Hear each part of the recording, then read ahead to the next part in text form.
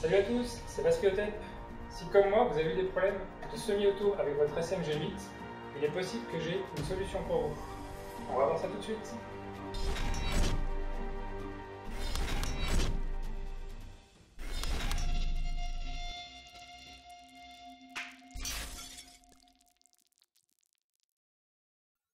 Alors, le SMG8 est une réplique plutôt performante, mais qui souffre de gros problèmes de fiabilité.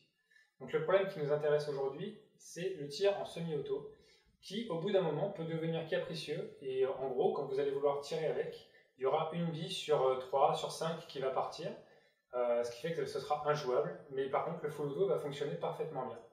Donc on va voir comment résoudre ce problème aujourd'hui. Alors pour commencer, il faut démonter la réplique, et pour cela, donc, il faut enlever ici les deux goupilles qui tiennent la crosse attachée. Donc moi j'utilise un petit tournevis qui me sert à pousser les goupilles, que vous pouvez mettre dans le talon de crosse, il y a un emplacement prévu pour. Voilà. Une fois que c'est fait, donc vous allez pouvoir sortir la partie supérieure avec la culasse et la poser sur un chiffon.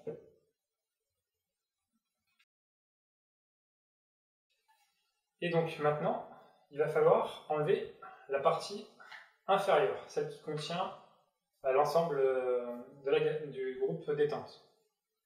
Donc pour ce faire, il faut démonter le bolt catch, le sélecteur de tir et la gâchette. On va commencer par démonter le bolt catch et le sélecteur de tir. Donc pour cela, comme vous pouvez le voir, les vis sont vraiment très petites. Et moi, pour ce faire, j'utilise un tournevis de précision, donc c'est un tournevis plat, alors que les vis sont plutôt de type hexagonal. Et au niveau de la taille, honnêtement, à mon avis, c'est moins d'1 millimètre, voire 1 millimètre. Je ne sais pas si sur la petite caméra on peut voir. Mais en tout cas, avec ce type de tournevis, ça marche très bien. Alors, on va démonter ça.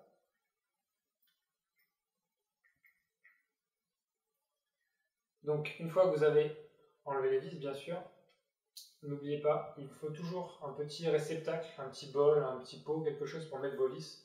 Parce que si elles s'envolent, surtout celle-là, bah, c'est fini, on ne les retrouverait jamais.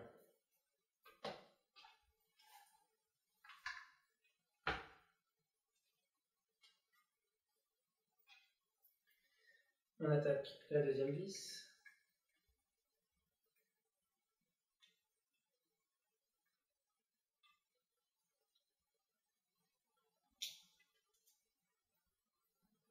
Voilà. Donc, maintenant que ces deux éléments sont dévissés, on peut les enlever.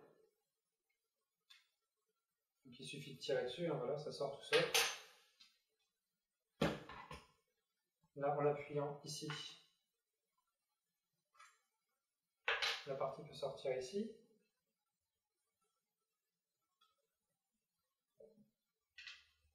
Même chose de l'autre côté.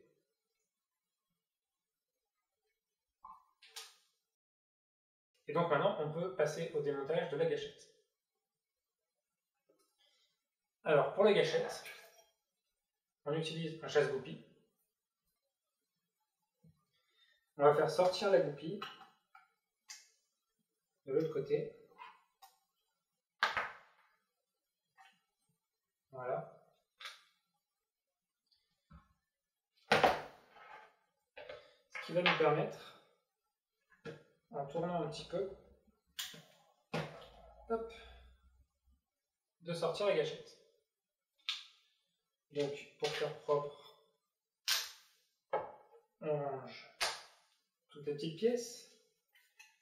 Donc voilà. La partie basse n'est plus maintenue par aucune vis, aucune goupille. Et on va pouvoir la faire sortir tout doucement, parce qu'il y a plein de petites vis et de petits ressorts à l'intérieur, en poussant sur le canon. Donc là, comme vous pouvez pouvez le voir, c'est en train de sortir. Voilà. Une fois que vous avez suffisamment d'espace pour le saisir, vous pouvez poser la réplique et continuer à extraire la partie supérieure, doucement.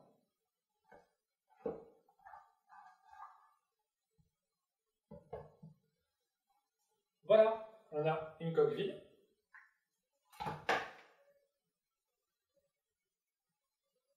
Et le groupe détente, le groupe de tir. Alors, faites attention, donc je vais vous présenter vite fait chaque côté au cas où vous avez fait sauter des vis ou des ressorts.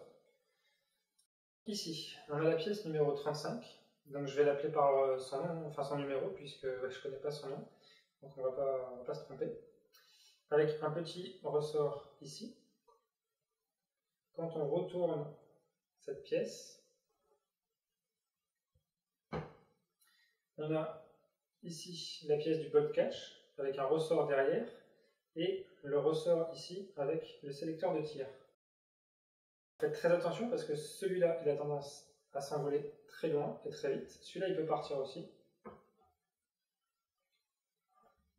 Et éventuellement celui-là. Donc nous c'est ce côté-là qui nous intéresse.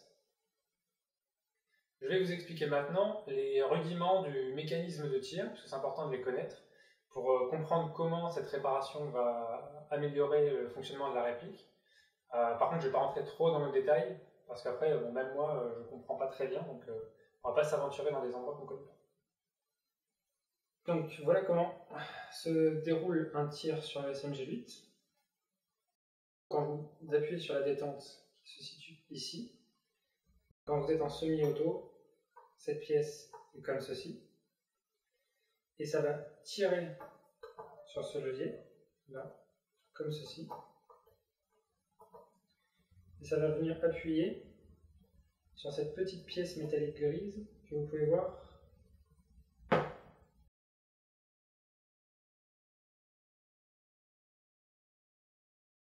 Et donc le petit bras, là, comme vous voyez, peut bouger dans ce sens-là. Alors j'espère que vous voyez bien. La raison du fait que ça ne déclenche pas le tir quand vous êtes en semi-auto, c'est tout simplement que cette pièce, avec le passage de la culasse, elle est venue se bloquer comme ceci. Et donc vous aurez beau essayer de tirer, elle est bloquée dans le petit creux qui est en dessous, là. Et donc, vous ne pourrez pas déclencher un tir. De temps en temps, la pièce va se remettre en haut et redéclencher un tir, mais ça ne va pas le faire à tous les coups. La solution consiste à l'empêcher de descendre. Sauf que, si on empêche cette pièce de descendre, on neutralise le full auto. Alors, moi personnellement, je ne joue pas en full auto. C'est pas très grave pour moi. Donc, si vous, ça vous embête, il faudra choisir full auto ou semi-auto. Pour empêcher cette pièce de descendre, moi j'ai choisi une solution non définitive en mettant en fait une petite cale en carton pour justement l'empêcher de descendre. Donc cette petite cale, la voilà. Je l'ai recouverte avec du Chatterton pour lui donner un peu d'épaisseur. Et en gros, il faut la placer ici. Voilà. Donc vous voyez que si j'appuie, la pièce ne peut plus descendre. Donc normalement, ça ne va pas bouger. Donc si vous voulez faire quelque chose de définitif, libre à vous, vous pouvez la coller ou la fixer comme vous voulez. Mettre du métal plutôt que du carton, parce qu'avec l'humidité et la graisse, potentiellement, ça va dégrader le carton. Faites aussi attention au fait que quand vous allez vouloir la graisser, la graisse va petit à petit, c'est ce qui m'est arrivé, faire glisser la cale, et donc ça ne fonctionnera plus.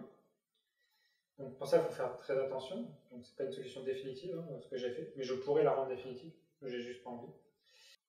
Donc une fois qu'on est sûr que la cale est bien placée et que théoriquement le full auto ne peut plus être activé, on remonte le tout et on teste.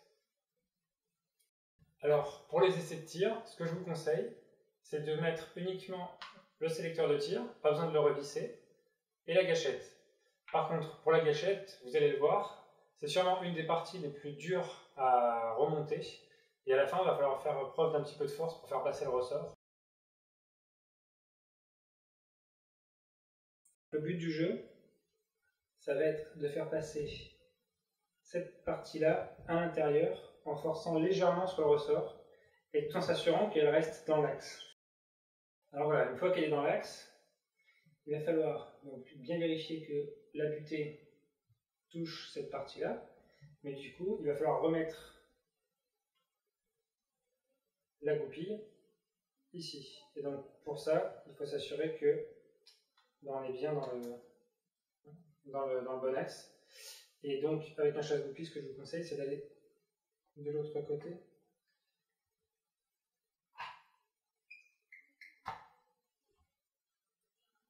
Et d'essayer de vous mettre dans l'axe de la goupille et de pousser avec l'autre main.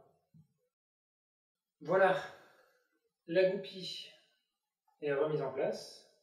La partie, je vous disais, vous faire un peu preuve de force, c'est ici, cette petite pièce métallique. Il faut tout simplement, avec le chasse-goupille, appuyer dessus jusqu'à ce qu'elle se remette bien en place en dessous, sinon vous ne pourrez pas utiliser la gâchette.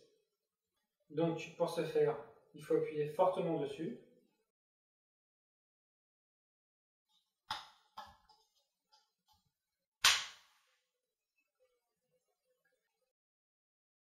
Alors, une fois que vous avez fini de remonter la gâchette, n'oubliez pas de remonter le bolt avec la culasse. Il ne vous reste plus qu'à faire des tests. Si ça ne marche pas, recommencez et il vous suffira juste de changer la position de la cale pour qu'au final ça finisse par marcher. N'oubliez pas non plus de bien vérifier que cette pièce ne peut plus descendre, elle est maintenant bloquée. Vous pouvez toujours la mettre en sécu, mais plus en full auto. Merci d'avoir regardé, n'hésitez pas à laisser un petit commentaire ou poser des questions si vous voulez, j'y répondrai sans aucun problème. A plus!